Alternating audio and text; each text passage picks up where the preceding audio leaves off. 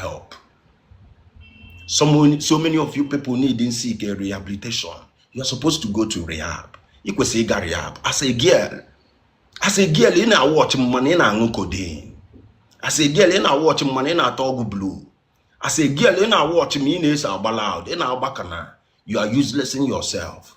A part of your brain get make you blind ya or blind ya. You got name with impaired concentration. Not only impaired concentration, you got name with increase in appetite. That means no amount of food you get zulugi. Then okay make you man name with savings and okay make you lazy and okay make you feel you know what you okay or what you okay. Why you are running to addiction and the investigation of nature key feel you know what you okay and will need shortcut for this life. That's why so many people they are addicted. They don't want to leave that addiction because you want to stay in another world, on another world. Yes. Begin to hate those friends. Begin to those things. Your salvation. Begin to hate. Begin to hate. Begin to hate the